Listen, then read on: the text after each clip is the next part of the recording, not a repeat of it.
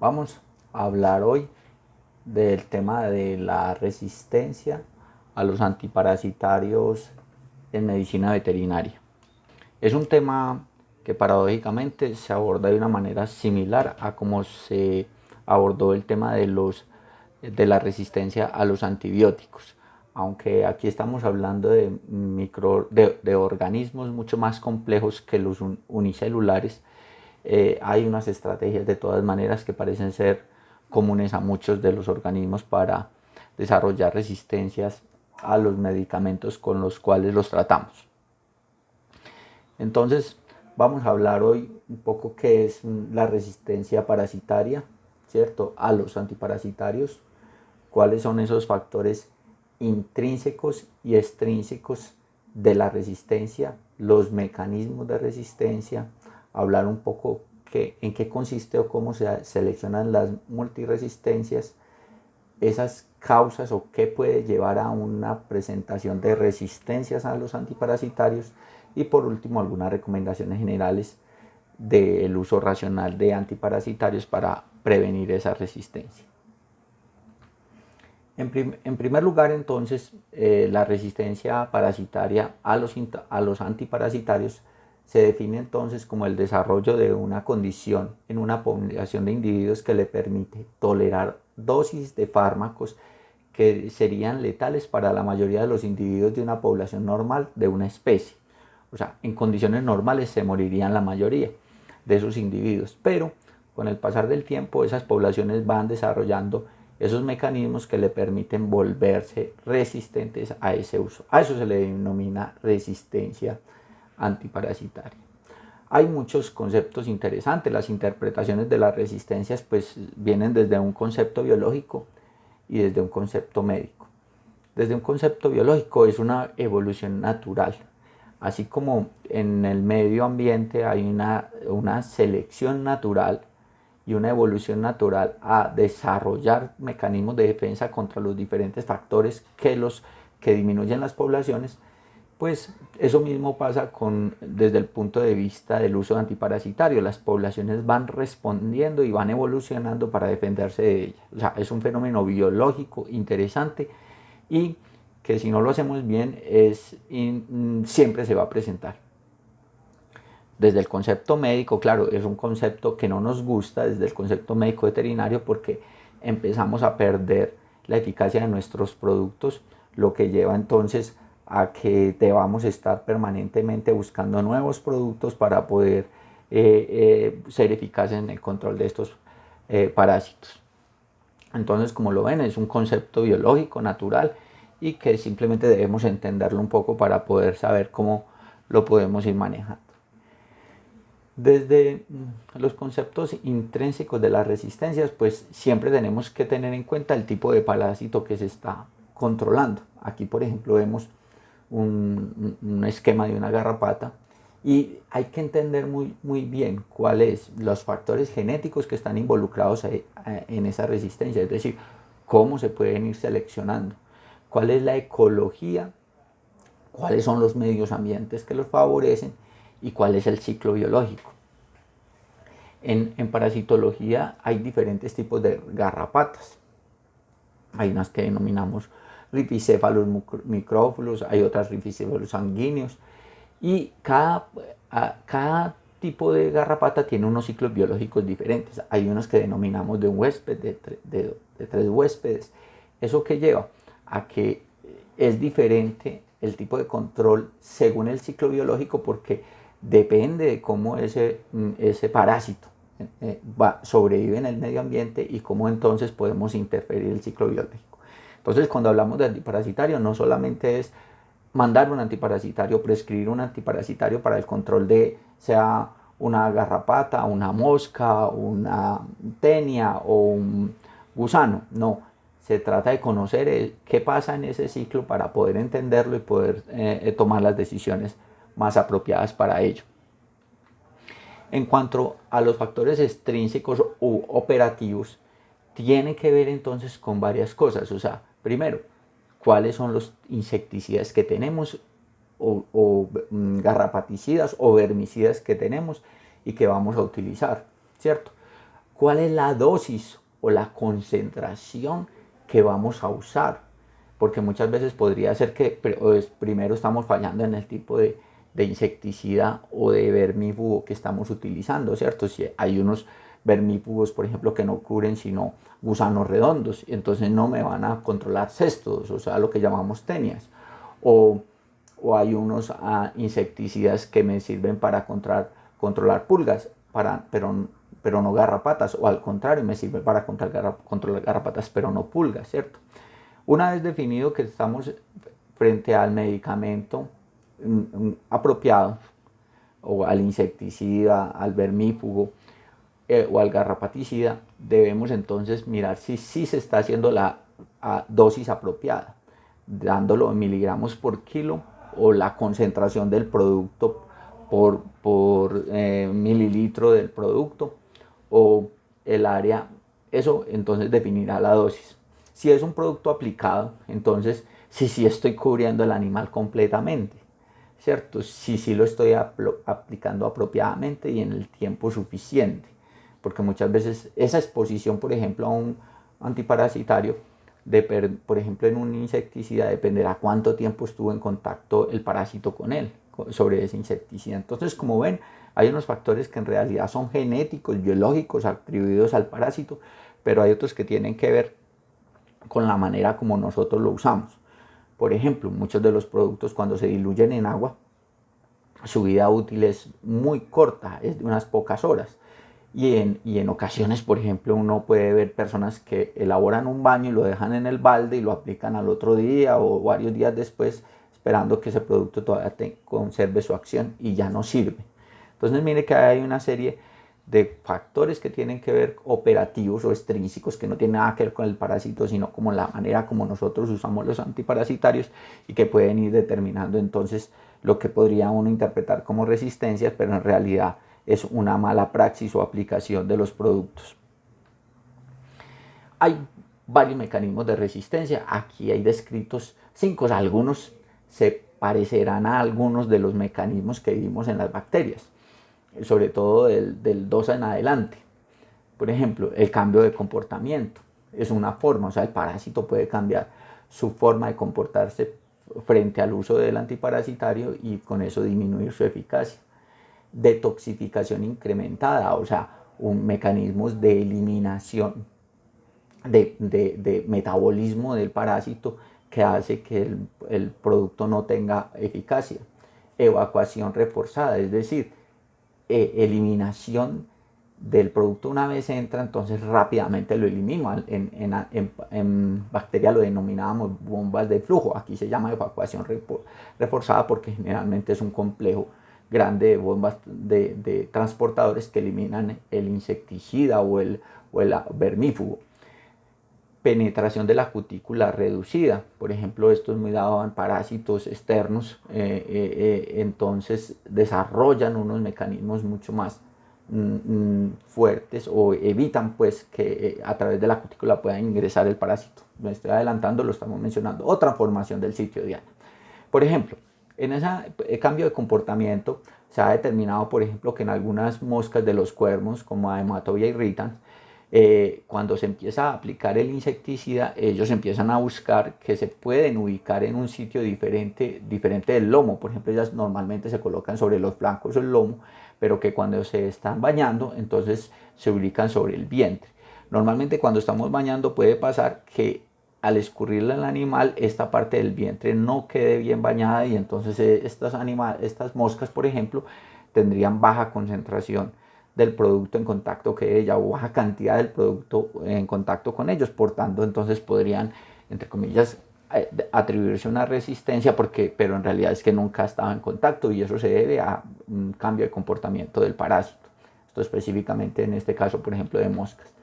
Detoxificación incrementada es un metabolismo. El metabolismo en los parásitos hay varios, inclusive pues en organismos más complejos, hay varios mecanismos que se llaman oxidasas de función mixta, o las OFM, hidrolasas y transferasas, que degradan productos, o sea, los metabolizan. Entonces el producto, una vez ingresa al cuerpo del parásito, es inmediatamente tomado por la enzima con un sustrato, como un sustrato, y ese sustrato lo degrada y termina un producto inocuo para el parásito. Eso es un metabolismo, ¿cierto? Entonces pueden ser oxidasas, hidrolasas o transferasas. Eso es detoxificación, incrementa. Evacuación reforzada. Entonces es el caso, por ejemplo, de algunos hemonchos, algunos parásitos intestinales que son resistentes y que se deben a la producción de una glicoproteína P, que es mucho más que en parásitos resistentes, es más abundante que en los no resistentes. Es decir, estos transportadores se encargan de eliminar el vermífugo, en este caso algunos antiparasitarios. Pero ¿qué pasa? Que en las poblaciones que son resistentes tienen muchas más bombas, o por llamarlo así, o estas glicoproteínas que son transportadores y que eliminan mucho más cantidad del vermífugo, del antiparasitario. Entonces a eso se le llama evacuación reforzada. En eso también están descritas algunas resistencias de glicoproteína, que son para las avermectinas o las bimicinas, que inclusive llevan a una sobreexpresión de esta glicoproteína P, y entonces esa permite evacuar al antiparasitario del organismo. Eso es un mecanismo entonces muy recorrido de evacuación reforzada. Y esas alteraciones que pueden suceder a una mutación de esas canales pueden llevar a una mejor evacuación de esos antiparasitarios, reescrito por ejemplo para las ivermectinas o avermectinas también denominadas. En cuanto a la penetración cuticular reducida, se debe a que la cutícula exterior se transforma de tal forma que los parásitos no penetran, los parasiticidas, no pueden penetrar al interior del cuerpo del parásito.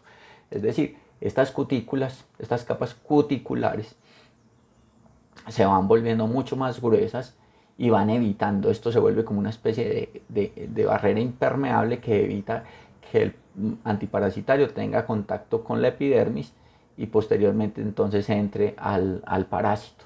Entonces, al volverse unas cutículas más gruesas, pueden llevar a fenómenos de resistencia.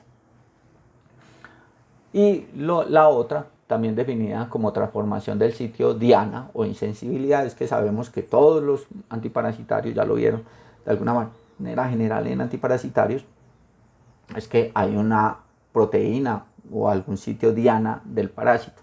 Puede ser, por ejemplo, una enzima. Por ejemplo, lo vimos, los organofosforados son inhibidores de colinesterasas, las del parásito y las del huésped. ¿Qué pasa? Si esa enzima, si esta enzima transforma, se cambia de estructura y el parásito ya no encuentra, el parasiticida no encuentra dónde unirse a la enzima porque esta enzima mutó. Ya el vermífugo, el parasiticida no encuentra dónde pegarse, entonces el parásito se vuelve resistente. Pueden haber varios, insensibilidad de algunos mecanismos, por ejemplo, para piretroides, que son, por ejemplo, cantidades de alguna resistencia, o enzimas, como ejemplo, como colinesterasas modificadas, como le acabo de mencionar. Entonces, como ven, son muchos los mecanismos que pueden llevar a que un parásito ya no cumpla la función. Esos son mecanismos que se van desarrollando con la exposición de los parásitos a los antiparasitarios durante el tiempo.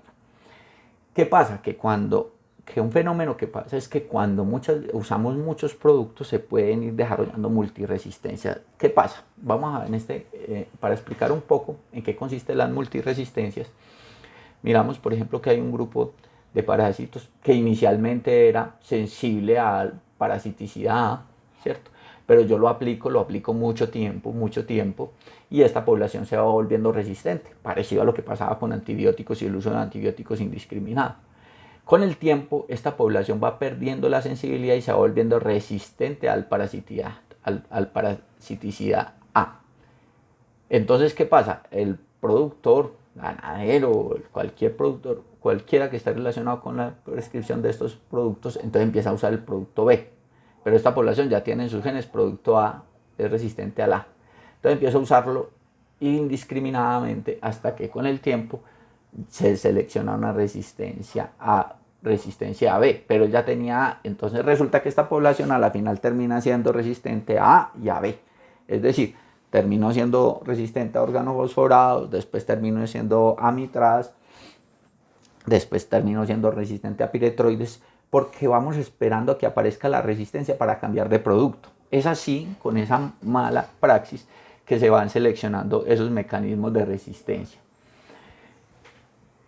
¿Cuáles son las causas de que nosotros entremos, que nosotros produzcamos esas resistencias a los antiparasitarios? Primero, el uso indiscriminado. Ese es lo principal. Cuando a todo lo queremos bañar, queremos darle cada 8 días el antiparasitario, esa población de parásitos se va volviendo resistente porque, claro, voy eliminando los individuos susceptibles y solamente me sobreviven los resistentes y son los únicos que podrán tener descendencia, es decir, una transmisión vertical de la resistencia. Entonces el empleo frecuente es el más importante.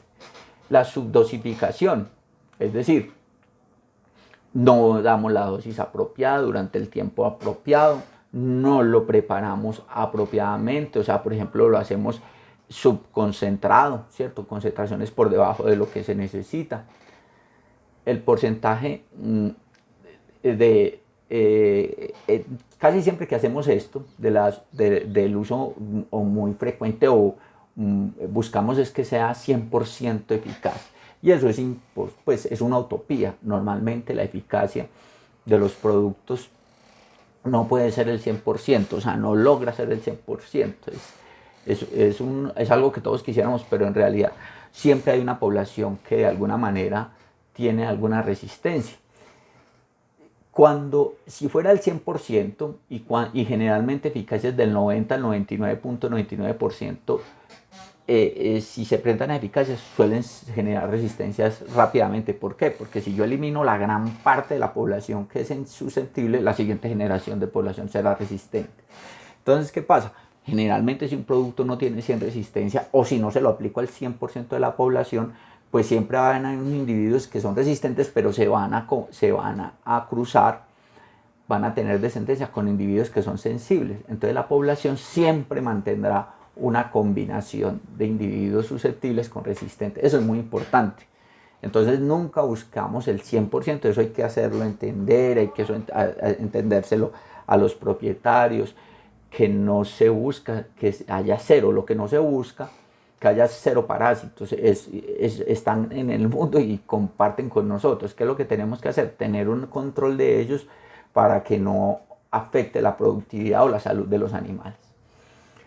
Otro fenómeno que lleva a que se produzcan resistencias es la persistencia o residualidad. Cuando tenemos productos que son de larga acción, en los antiparasitarios por ejemplo, sucede que al principio de la acción estamos las dosis muy plenas, pero cuando empiezan al final del periodo, normalmente el residuo va bajando. Ustedes lo vieron por farmacocinética, que normalmente empieza una concentración, recuerde que cinética de eliminación empieza a disminuir, pero siempre va habiendo una pequeña cantidad del producto en el organismo del individuo, del paciente tratado. Entonces, cuando empieza a estar ya muy baja, empieza a ser como si fuera una especie de subdosificación. Entonces los parásitos que llegan encuentran bajas dosis y se van volviendo resistentes con el tiempo.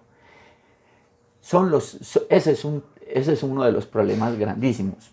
Otro fenómeno, y es muy paradójico, por ejemplo, cuando uno desparasita y cambia de potrero. Claro, recuerden, cuando yo desparasito o cuando yo baño el ganado, esa población que estaba sobre el animal o estaba dentro del animal, yo la estoy controlando y voy a eliminar la mayor parte de la población. ¿Qué pasa? Si yo lo cambio de potrero y va a un potrero limpio, totalmente limpio, los parásitos que murieron se murieron, pero los que quedaron vivos son los resistentes. Entonces ese nuevo potrero va a quedar colonizado por una población de resistentes. ¿Por qué? Porque lógicamente ahí no llegaron sensibles, yo los maté en el baño o en el proceso de desparasitar. Entonces, una recomendación, por ejemplo, y lo veremos más adelante, es que se desparasite, pero se deje en el mismo potrero. ¿Por qué? Sí, ahí hay parásitos, pero este animal que quedó desparasitado va a eliminarme unos individuos parásitos que son resistentes, pero al caer en el potrero se van a combinar con los que eran sensibles. Es una práctica que normalmente no se hace, generalmente los bañamos, los desparasitamos y los cambiamos de potrero, y eso es lo que lleva a fenómenos de resistencia. ¿Cuáles son las recomendaciones generales para el uso de antiparasitarios en general? Aquí ven unas recomendaciones muy generales. Primero, pues ya lo dijimos, una correcta dosis según las especificaciones. O sea, una correcta dilución, un correcto volumen, por ejemplo, o en caso de antiparasitarios orales, por ejemplo, una dosis apropiada, completa, y que se administre totalmente, ¿cierto?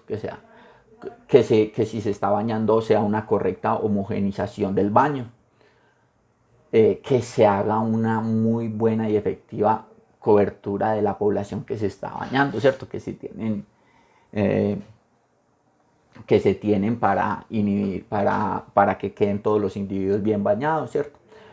Asociaciones sinérgicas, algunos productos, por ejemplo, vienen con butóxido de piperonil, que es un inhibidor de las oxidasas de función mixta, que habíamos dicho que era uno de los mecanismos de resistencia. Entonces, por ejemplo, ya empiezan a usar combinaciones, pero miren que esto ya empieza a aparecer debido a las resistencias. Ya lo mencionamos, la correcta dosificación, en caso de miligramos por kilo que sea bien.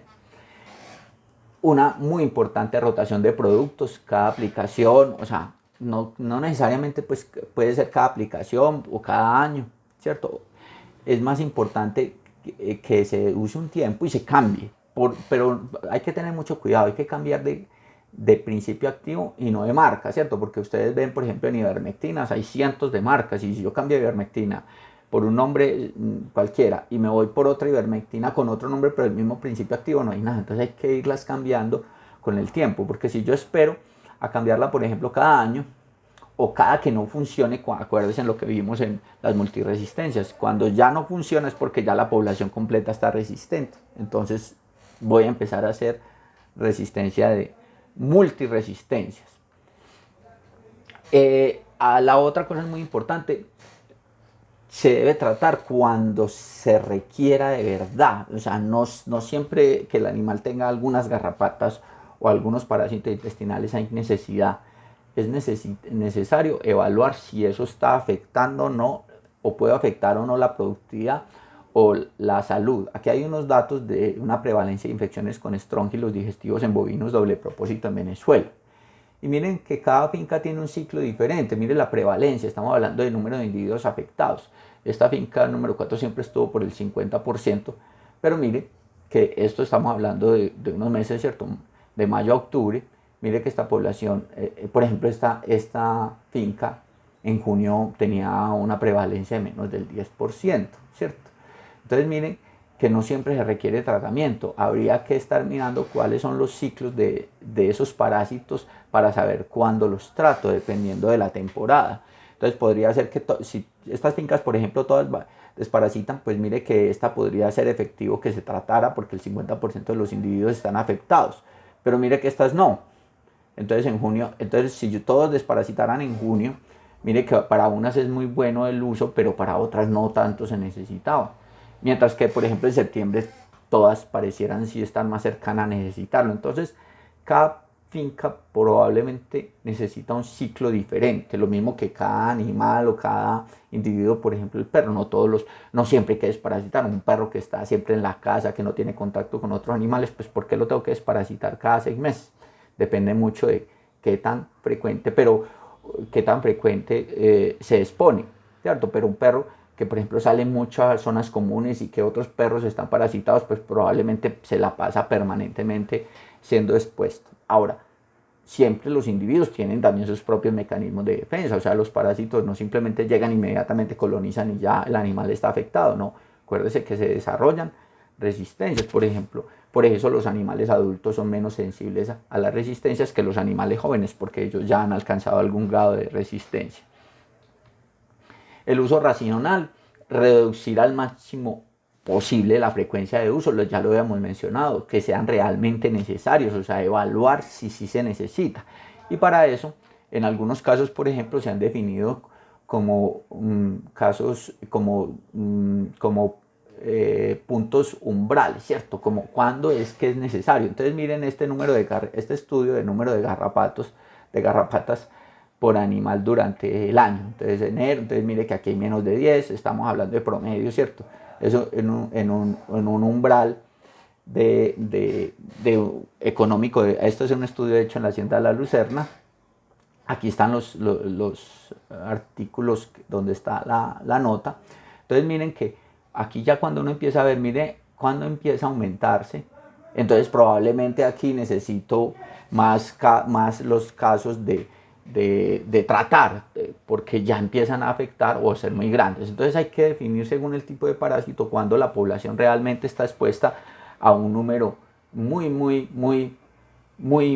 ya que muy alto, que pudiera estar afectando ya la salud de los animales, ¿cierto? Entonces eso es muy importante para cualquier tipo de parásitos, que sean usos cuando sea realmente necesarios. Tratamientos tácticos. Entonces, por ejemplo, cuando viene una población foránea a una finca, que vienen de unos sitios donde no los conocemos, entonces se hacen en cuarentenas, entonces se tratan ahí para que no me introduzcan nuevos parásitos y nuevos ciclos ahí. Cuando las lluvias llegan, ¿cierto? Ustedes vieron que cuando empiezan a haber lluvias empiezan a incrementar porque sobreviven más en el medio ambiente, ¿cierto? Cuando tienen estrés, ¿cierto? Cuando los animales se van a exponer a viajes y eso, normalmente se vuelven más susceptibles. O cuando ya hay una condición clínica que amerita, no, ya a este animal hay que ayudarle porque él solo no fue capaz de defenderse. Las pautas terapéuticas basadas en la epidemiología, en los ciclos de vida, ¿cierto? Entonces, ¿cómo sobrevive, ¿cierto? Ese animal, ¿cuánto sobrevivirá en el medio ambiente? Entonces, probablemente el solo hecho de pasar animales de un sitio a otro hace que en el medio ambiente donde están, se mueran muchos de los, por ejemplo, gusanos en los potreros, ¿cierto? No pasa así, por ejemplo, con garrapatas. Las larvas sobreviven muchos años, entonces esa es una medida que no servirá mucho. Desparasitación y permanecer en el sitio si no son defectos residuales, o sea, los antiparasitarios internos o los externos, que es desparasitarlos y dejarlos en el mismo sitio. Ya les dije por qué, porque normalmente entonces los que sobrevivieron de la desparasitación, que van a ser los resistentes, se mezclan con poblaciones que todavía son sensibles y pueden ir mejorando, entonces manteniendo la susceptibilidad. Alternar huéspedes quiere decir, por ejemplo, cuando uno va en pastoreos, entonces simplemente pasa, si tiene caballos, entonces pasan las vacas, después pasan los caballos. Como muchos parásitos son especie específico, por ejemplo en gusanos vermes, gusanos en general, entonces muchos de los parásitos de las vacas no encontrarán el huésped si sigo con caballos, por ejemplo. Eso es una cosa. Lo mismo que pasa con pastoreo rotacional, como les mencionaba. Pues si empiezo a pastorear, muchos de los parásitos que quedan en el medio, que necesitan buscar sus huéspedes pronto, no los podrán encontrar inmediatamente y podrán morir. Evitar su dosificación, entonces siempre, ya lo hemos mencionado ya varias veces, a usar dosis apropiada de cada uno de los productos, tanto en baños como antiparasitarios internos. Lo otro es manejo parasitológico integrado. Pues en medio de todas estas medidas de uso racional de parasitarios empiezan a aparecer productos muy interesantes, como son productos naturales, ¿cierto? Eso es muy importante. Miren, el uso de productos como hongos patógenos o entomopatógenos, que afectan parásitos que no son necesariamente productos de origen de química sintética, sino que son productos naturales y que pueden, por ejemplo, ayudar a controlar el número de parásitos. Miren, aquí está la prueba de campo de inoculación. Esto es un hongo para el control de garrapatas. Mire usted era el grupo tratado, cómo empieza, sube y baja, ¿cierto? Frente a controles de parásitos, frente a grupos controles. Hay que tener en cuenta entonces que generalmente las poblaciones aparecen en una época más alta, en otra época más baja, y eso es lo que tenemos que analizar como ciclos biológicos. No siempre serán las mismas cantidades, ni de mosca ni de garrapatas, depende de los ciclos, pero lo que hay que tener en cuenta es que no nos afecten la salud de los animales. También se pueden usar pastos seguros, hay unos pastos que son más repelentes, son menos productivos, pero son repelentes, por ejemplo, de garrapatas, ¿cierto? Hay algunas llamadas yaraguás o algunos productos que son, el yaragua peluda, por ejemplo, se considera que tiene unas resinas que repelen garrapatas. Son menos productivos, eso sí, pero podrían ser alternativas. Y lo que en general se denomina medicina verde, que hay muchos preparados que no solamente son hongos, sino otros productos naturales para eso. Entonces es empezar a considerar otras opciones para el uso de ello. Y aquí hay una comparación de la reducción del uso de la reducción de baños garrapaticidas con productos de origen de químico sintética, les llamo yo porque recuerden que química es todo, el incremento de baños mixtos con productos biológicos. Entonces miren ustedes, aquí era el número de baños al año, esto era lo que se usaba en productos mixtos y biológicos, mire que se empezó a aumentar el uso de productos biológicos y lo que lleva es a una reducción de la necesidad de baños químicos. Puede que se pueden usar los baños de productos sintéticos o productos químicos elaborados, muchos productos en laboratorios. Lo que hay que tener en cuenta, muy importante, es pues ir buscando alternativas y mezclándole para reducir la aparición de resistencias. Y por último, pues también hay enemigos naturales que se encargan en la naturaleza de controlar. Entonces la idea de esto es que evitemos la visión reduccionista de que solamente con antiparasitarios podemos. No, los animales también se pueden ellos mismos regular o controlar los parásitos por los mecanismos de defensa internos. Tenemos es que mirar cómo potenciamos esos mecanismos, una buena sanidad de los animales, una buena nutrición ayudará al control de los parásitos y ir buscando diferentes alternativas que no sean única y exclusivamente el uso de productos de origen de síntesis química, sino que combinemos productos naturales, estrategias de manejo, de control, rotación de potreros, huéspedes alternados de diferentes especies. Esa es la invitación con esto para que tengamos siempre en mente cómo poder evitar ese tipo de resistencias. Muchas gracias a todos.